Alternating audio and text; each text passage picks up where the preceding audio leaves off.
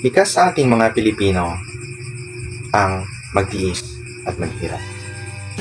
Pero paano pag ikaw ay sobrang nahihirapan na at hindi mo na kaya? Ipagpapatuloy mo pa ba?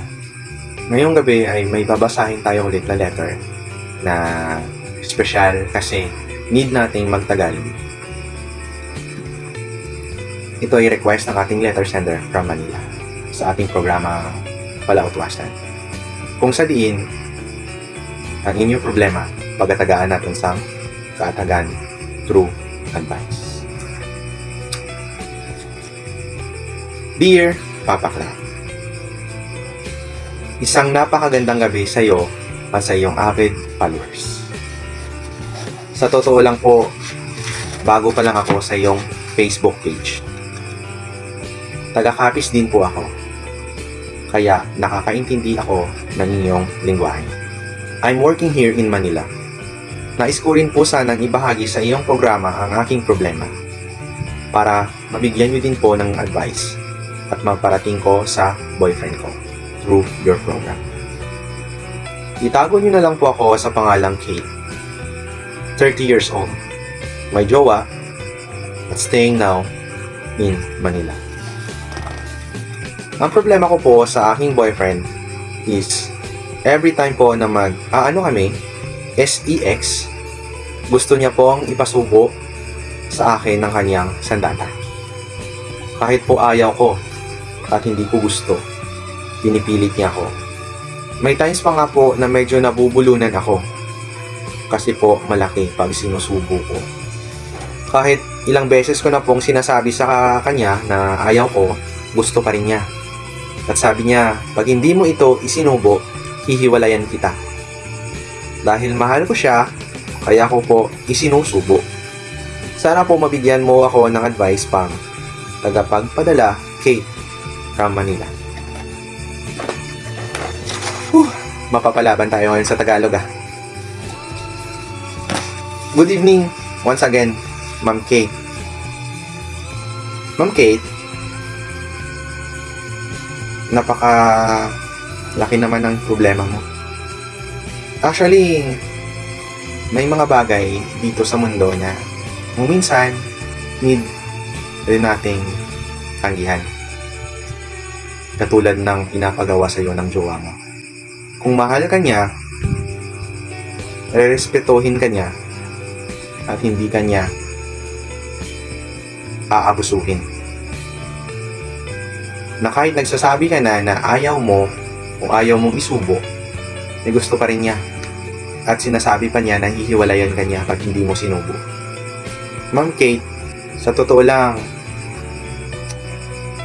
nahihirapan na ako magtagalog. Pero itatry kong best ko na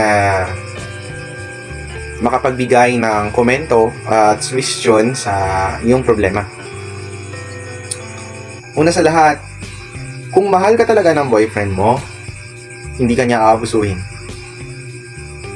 Kung mahal ka niya talaga, hindi niya ipapagawa yung mga bagay na ayaw mo. Kasi nagsasabi ka rin naman na ayaw mo eh. Pero siya, go pa rin. Inaabuso ka pa rin. Even though na hindi bukal sa loob mo ang pinapagawa niya, okay lang sa kanya. Without knowing na nasasaktan ka na. Nasasaktan ka na, naaapakan na yung pagkatao mo o ang pagkababae mo. Okay lang naman sana kung willing ka eh. Kaso hindi. At saka, bakit need? Meron naman yung yung ibang butas. Real talk lang ah. Okay sana kung hindi pa yung alam mo na,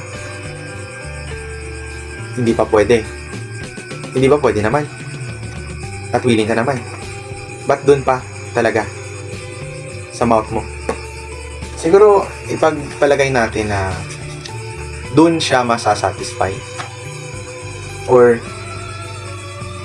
sabihin natin na mas gusto niya doon. Try mo kayang kagatin one time. Joke. Ma'am Kate, ito lang advice ko. Try mo siyang kausapin. Try mo kausapin kung sabihin mo sa kanya na hindi ko gusto ang ganito. Pag sinabi niya, pag hindi mo ginawa, hihiwalaan kita. Then, doon ka mag-decide. Kasi, sinabi mo na sa kanya eh. Sinabi mo na ayaw mo nga eh. So, what's the point na mag-stay ka dyan? Kasi naabuso ka na eh. Kumbaga, sorry sa word, pero martir ang tawag sa iyo, Ma'am Kate. Martir kasi hindi mo kayang ipaglaban yung rights mo. Human as we are, we have rights. Paano pag naging asawa mo na siya in the future? Okay lang ba sa'yo na pakainin ka niya? Okay lang ba sa'yo na isubo mo? Kasi baka balikan ka niya eh. Asawa na kita. So I have the right. Pero kahit ganun, kahit na mag-asawa na kayo, hindi pa rin pwede yun. Or else, kagustuhan ng both parties na gawin yun, ay okay lang yun. Pero pag ayaw ng isa, huwag mong pilitin. At sa'yo naman, sir, kung sino man yung pangalan mo, please lang po, respetuhin mo rin yung partner mo. Pag ayaw niya, then wag. Pag gusto niya, then go. Wag yung kahit ayaw na niya, ipipilit mo pa rin kung gusto mo. Masarap ba pag isinusubo ka? Sir, wag yung puro libog lang. Alalahanin mo rin yung emosyon ng partner mo. Baka sa huli, magsisi ka. Baka sa huli, namalayan mo na lang, wala na siya. Iniwan ka na. Kasi yung mga ganyang babae, nire-respeto yan. Hindi inaabuso. Or palagay na natin kahit hindi man about sa subuan yung problema. Lagay natin physical. Sir, wag na wag mo pong pagbubuhatan ng kamay ang iyong partner or ang iyong asawa. Kasi po, in the first place, minahal ka ng taong yan, hindi para pagbuhatan mo ng kamay o hindi abusuhin. Alalahanin mo, sir, may karma. Once na ang karma bumalik sa'yo, manda ka. Kasi doble ang balik ng karma sa'yo. Real talk yan, sir. At sa'yo naman, Ma'am Kate, advice ko lang sana, huwag kang maging martir. Try mo ring pahalagahan ang self mo.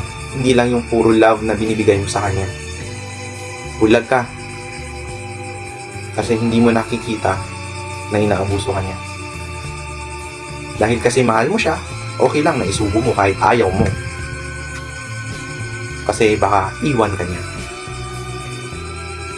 Ma'am, hindi natatapos ang mundo sa kanya. Maraming iba dyan. Maraming iba na mas better at pahahalagahan ka. Yung habol niya lang sa'yo is hindi love. Kumbaga sex lang. Kasi kung irerespeto ka niya, hindi niya papagawa sa'yo yun. Kaya Ma'am Kate, it's your time to make a choice. It's either choice mo na magstay at isubo lang ng isubo, or fight for your right.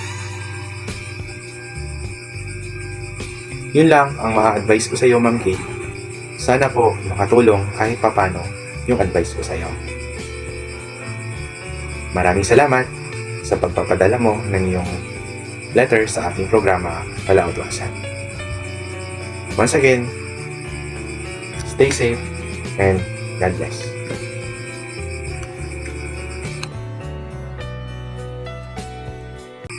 Hi guys! Saliwat mayong gabi sa inyo tanan. Bo, tatabudlayan ako magtulo Tagalog man sa aton nga letter sender kay Ma'am Kate nga ginpadala niya sa aton. Gusto niya gidabi magtagalog ako. Sus kay nabudlayan man ko magtagalog pero gintry tagid ang best nga maghatag sa advice sa iya through Tagalog. But anyway, before ako mag-end sa aton nga program, gusto ko lang anay ipang shoutout ang mga masunod. Gina-shoutout ko dira si Sir Joseph Poral or Sinong Istok sa Capiz Doctors Hospital sang isa ka maayad-ayad nga gabi. Mayong gabi sa imo Sir Istok kag sa mga kaupod niya dira nga naga-duty sa Capiz Doctors Hospital nga mga orderly. Kag si Sir Bon Arsenio and family. Good evening liwat Sir Bon sa imo kag sa imong family. God bless sa inyo. Kag sa liwat, before kita mag-end sa aton program, madamong nga salamat permi sa pagsubaybay nyo sa aton mga letter nga ginabasa diri sa aton programa. Kag sa mga gusto dira magpadala sa inyo letter sa aton programa, feel free nga mag-message sa aton Facebook page ang Papakla. Malay nyo, kamo na ang next nga mabasahan naton kag ma-feature diri sa atong programa Palautwasan. Once again, stay safe, good night, and God bless.